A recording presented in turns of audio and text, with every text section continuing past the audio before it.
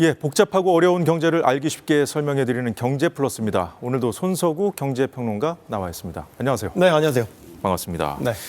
자, 오늘 먼저 볼 건 테슬라 관련 소식인데, 테슬라 전 세계 전기차 흥행을 이끌어 왔는데 새해에는 또 출발부터 좀 많이 흔들리고 있다면서요? 네, 그렇습니다. 최근에 이제 실적 발표를 했는데요. 예. 실적 자체도 굉장히 안 좋게 나왔지만 미국에서는 또 기업들이 실적 발표할 때 중요하게 여기는 게 앞으로 실적이 어떨 것이다. 실적 전망치를 발표하는 것도 굉장히 중요합니다. 근데 예. 이 실적 전망 자체를 숫자 자체를 제시하지 못할 정도로 상당히 부진한 실적을 내놨습니다. 매출이나 뭐 또 주당 순이익 같은 그런 주요 실적 지표에서 다 시장 예상치를 밑돌았고요. 네. 특히 영업이익이 중요한데 영업이익이 29억 6,400만 달러, 30억 달러를 밑돌면서 이게 1년 전 같은 기간과 비교했을 때 47% 감소한 규모입니다. 테슬라가 원래는 굉장히 높은 영업이익률을 자랑하는 회사였거든요. 네. 이런 지표들만 봐도 테슬라의 실적 부진이 상당히 심각한 상태에 있구나 이렇게 볼 수 있겠고요. 지금 이제 우려되는 거는 테슬라 주식을 우리 국내 개인 투자자들도 상당히 많이 갖고 계시고 여전히 많이 사고 계십니다. 이게 주가가 많이 떨어진 이런 가운데 여전히 이제 개미 투자자들이 많이 보유를 하고 계신다면 그만큼 이제 평가 손실을 볼 수 있는 부분이기 때문에 이런 부분들이 좀 우려점으로 꼽히고 있고요.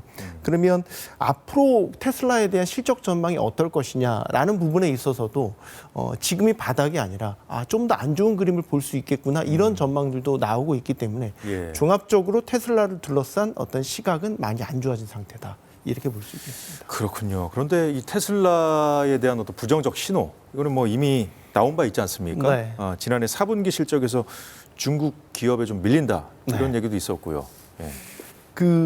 테슬라가 전기차 시장에 굳건한 1위 자리를 놓치지 않았거든요. 그런데 이제 중국 전기차 업체들이 많이 쫓아왔어요. 쫓아왔다 생각을 했었는데 실제 1위 자리를 넘겨주기지는 몰랐죠. 그게 이제 작년에 처음으로 중국 BYD, 뭐 중국말로 비아디라고도 얘기를 하는데요. 비아디라는 중국 전기차 업체가 처음으로 전기차 부문에서 테슬라를 꺾고 세계 시장 1위 자리에 올랐습니다. 그래서 왜 이렇게 테슬라가 이렇게 1위 자리를 빼앗길 정도로 부진하냐 여러 이야기들이 돌고 있긴 하지만 일단 전체적으로 전기차 시장의 성장세가 많이 둔화된 가운데 전기차를 사야 되는 이유들 중에서 예전에는 테슬라 외에는 별로 선택지가 없었어요. 그러니까 테슬라 하면 전기차였다. 마치 공식처럼 소비자들이 인식을 했다면 비아디를 필두로 해서 정말로 좋은 전기차를 많이 만들어내는 경쟁 업체들이 많이 생겼습니다. 그러니까 소비자 입장에서는 선택지가 많아진 거죠. 그러니까 테슬라가 갖고 있는 예전에 굳건했던 시장 지배력은 점차 이런 이유들 때문에 약해지고 있다. 이렇게 볼 수 있겠습니다. 비아디가 이렇게 단기간에 이렇게 치고 올라온 게 굉장히 눈에 띄는 대목인데 확실히 이 중국 정부가 좀 이렇게 좀 몰아주고 한 그런 그 효과라고 봐야 되는 건가요? 조금 역사를 거슬러 올라가면 중국은 이제 내연 기관차에서는 이미 선진 업체들한테 많이 뒤처져 있었기 때문에 중국 정부 입장에서는 이제 전략적으로 다 건너뛰고 전기차에 뭐 소위 말해서 모든 영역을 집중하자라는 정책적인 어떤 그 선택이 있었습니다. 그런 효과도 있었던 거군요. 그렇죠. 그러니까. 그리고 이제 아이러니하게도 테슬라가 중국 전기차 업체의 성장을 이끈 면도 있습니다. 테슬라가 중국 상하이에 기가팩토리라는 이제 공장을 갖고 있는데 그 공장을 운영하면서 거기에서 이제 양성된 인재들이 또 각 중국 내수 자동차로 가서 거기에서 또 전기차 시장의 어떤 밑바닥을 다지는 그런 역할도 했기 때문에 중국차 시장의 성장은 사실 하루 이틀 사이에 일어난 건 아닙니다. 자, 그런데 우리 기업 현대기아차는 역대급 실적을 냈어요. 그래서 전기차 인기가 좀 떨어진 이 상황에서 뭔가 좀 반사이익을 얻은 건가? 좀 궁금한데 어떤 비결이 있습니까? 반사이익도 얻었고요. 제가 볼 때는 종합적으로 다 잘했습니다. 다 잘했고요. 현대차는 이제 종합 자동차 업체입니다. 그래서 전통적인 내연기관차의 모델 라인업도 가지고 있지만 전기차 같은 이제 친환경차도 갖고 있고요. 뭐 그 중간에 하이브리드 차도 갖고 있습니다. 그래서 어떤 시장의 어떤 상황에 따라서 그때그때 시장 상황에 맞게 탄력적으로 시장에 대응을 할 수가 있는 것이죠. 그래서 전기차 같은 경우도 많이 팔았습니다. 특히 이제 미국이나 유럽 같은 선진 시장에서 상당히 많이 팔았고요.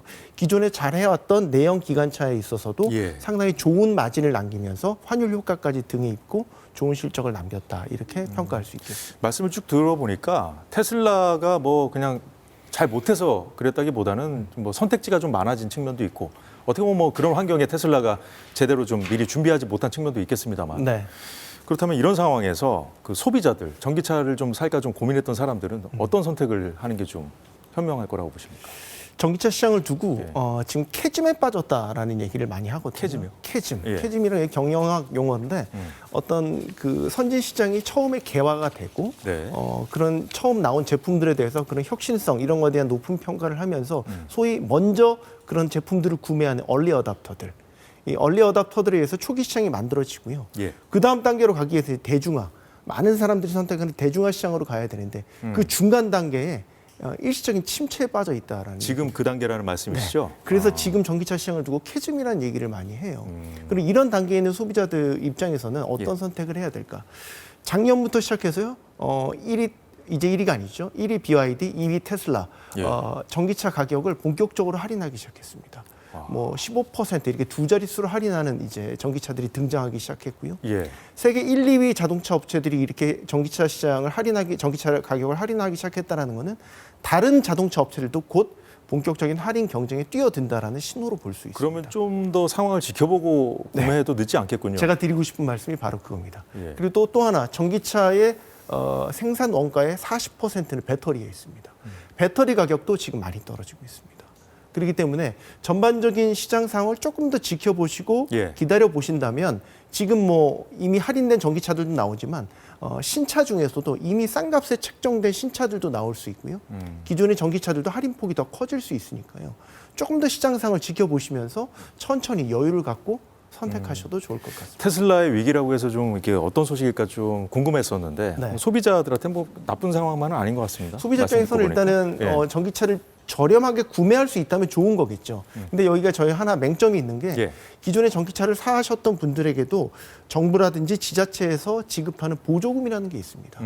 보조금이 상당 부분 전기차를 살 수 있게 문턱을 낮춰주는 효과가 있었는데요. 그랬죠. 예. 지금은 그 보조금이 점차 폐지되거나 축소되는 방향으로 가고 있습니다. 그래서 실제 구매하시려고 대리점에 방문해 보시면 보조금이 이만큼 줄었기 때문에 구매 가격이 생각보다 높으실 수도 있습니다. 그런 이유 때문에서라도 전기차 구매 계획을 갖고 계신다면 조금 더 여유 있게 시장이 흘러가는 상황을 보고 선택하시면 좋을 것 같습니다. 예, 잘 들었습니다. 다음 소식은 정부가 지난주 발표한 수도권 광역 급행철도 GTX죠. 네. 확대한 얘기인데 이게 지난주에 쭉 나왔던 얘기가 수도권 어디에서든 서울에 가는데 30분이면 된다. 이 GTX 확대한 대로 된다면 네. 정말 가능한 겁니까? GTX가 이제 본격 개통이 되면 예. 최고 시속이 180km. 180이요. 네. 예. 지금 이제 공항철도 기준으로 100km가 좀 넘습니다. 그러니까 상당히 빨라진 열차가 서울 도심을 왔다 갔다 하게 된다라는 예. 거죠. 그리고 역이 많이 없습니다. 상당히 이제 중장거리로 이제 역이 설치가 되기 때문에 이론적으로는 정말로 서울까지 출퇴근 30분이 가능한데 예. 다만 여기도 현실적인 제약은 있죠. 우리가 이제 도어 투 도어라고 해서 내 집 문을 열고 나가서 내가 서울에 직장이 있다면 서울에 있는 직장에 문을 열고 들어가기까지 도어 투 도어 기준으로는 그 시간까지 합하면 30분은 넘을 수 있겠죠. 그러나 다만 굉장히 빨라진 광역 급행철도가 이제 운행한다라는 차원에서 보면 예. 일종의 상징적인 슬로건이라고 생각해 주시면 되겠습니다. 그렇군요. 근데 이번 그 GTX 수도권 노선 안 관련해서 또 주목을 끌었던 것이 이게 뭐 강원도, 충남까지 연장된다는 그 계획 때문 아니겠습니까? 네. 예. 기존에 이제 GTX A, B, C 노선 같은 경우는 이미 계획이 나와 있었죠. 그래서 A 노선 같은 경우는 3월에 이제 개통을 처음 시작하게 되고요. 예. B, C 노선도 계획이 다 잡혀 있는 상태였습니다. 그런데 이번에 GTX 사실상 2기 로드맵이 발표된 건데 발표되는 주 내용 중에 하나가 기존의 A, B, C 노선이 연장된다라는 네. 것이죠. A 노선 같은 경우에는 나중에 남부에 있는 평택까지 연장이 되고요. 네. 그 외에 춘천이라든지 뭐 강원도까지도 연장이 되는 이런 연장 계획들이 발표가 되면서 이 ABC 노선 같은 경우는 2028년 늦어도 2030년까지는 지금 개통이 완료될 계획입니다. 예, 일부 그렇다면, 이제 그 노선은 3월부터 이제 개통이 되고요.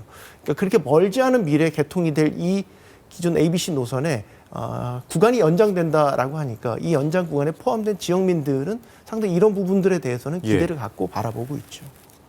항상 이런 정부 발표 나올 때마다 덩달아 이제 붙는 뉴스가 따라오는 뉴스가 뭐 그런 거잖아요. 집값이 또 들썩였다. 네. 근데 지금 부동산 경기도 많이 안 좋잖아요. 그렇습니다. 예, 어떻게 전망하십니까? 일단 이제 소식이 나오고 나서 해당 지역에 기대감이 상당히 반영이 되고 있는 건 분명해 보입니다. 뭐 아까 제가 평택 예로 들었지만 예. 평택 지역 같은 경우도 이제 연장 구간에 포함이 되면서 뭐 소위 호가가 좀 올라갔다. 뭐 이제 이런 얘기들도 들리고 있는데요. 지금까지는 냉정하게 보면 기대 심리에서 이제 그런 호가들이 올라가는 것이고요. 다만 광역 교통망이라는 게 수도권 지역에 이제 새로 신설이 되고 그 지역을 서울과 연결한다는 것 자체는 부동산 시장에 있어서는 굉장한 호재로 볼 수 있습니다. 왜냐, 우리 서울 지역 안에는 이미 지하철 노선도가 꽉꽉 들어차 있지 않습니까? 그래서 예전에 비해서 역세권이라는 개념도 상대적으로 좀 옅어졌어요.